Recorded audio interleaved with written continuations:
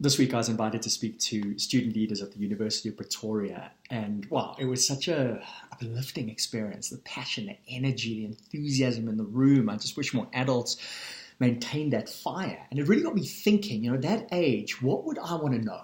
Above all else, what would I want to know? And I suppose as you're entering adulthood, the big question, right, is what am I going to do with my life? And when we were in high school, we attempted to answer that question by looking at our strengths. There's a whole field around this, find your strengths, and there's definitely validity in that. I think underlying it all, it was, how am I going to earn a living, right? How am I going to make some money? And that's important too, because we live in a world where you've got to be able to do that. But it occurred to me that the ultimate thing I would want to know at that age was that I should truly figure out what it is that I loved and just plow my energy and resources to getting really great at it. The great mythologist Joseph Campbell put it like this: follow your bliss. Now, I can understand that that might be a little scary when you're trying to follow your bliss and you're wondering how you're going to earn a living. Let me tell you about my friend Warren. Warren was an engineer. That was not his bliss. Engineering was not his bliss. He did engineering because he thought that would be a safe and secure way to make some money. And so when he asked himself this question, what I love, he came up with drumming. The problem was he wasn't even a really good drummer. So on the strengths finder, he would actually be quite low on that. Now, you can imagine how Warren's parents might have felt when, after spending God knows how much money putting him through university to become an engineer, he came and said one day, guess what, Mom and Dad, I've discovered my bliss is drumming, and I'm going to spend the rest of my life devoted to drumming. They would understandably be a little concerned about that, and maybe you would be too. Well, you don't need to be, because Warren started the Drum Cafe, which has offices on 4 continents on the planet.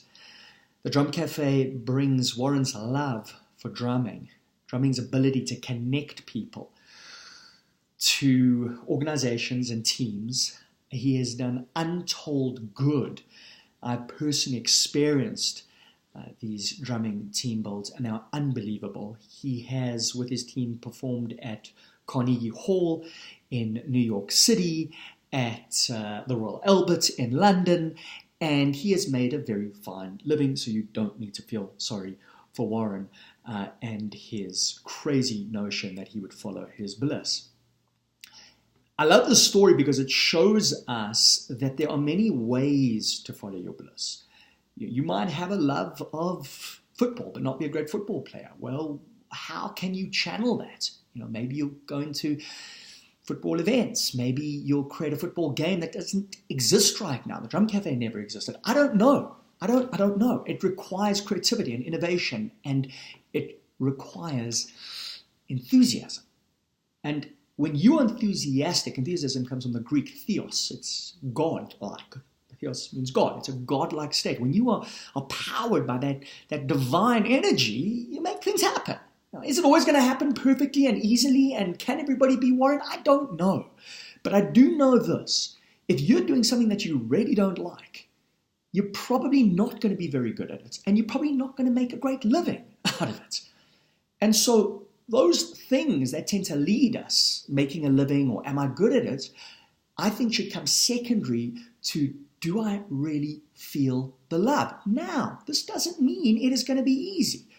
One of the things that I recently discovered about Joseph Campbell, he said follow your bliss, and then realized that people were kind of misinterpreting this a little and thinking that actually it meant just doing what, was easy and came naturally and had some fun. No, it requires a lot more than that, and it can be tough. It can be really tough. And let me tell you something, to build the Drum Cafe was not easy, right?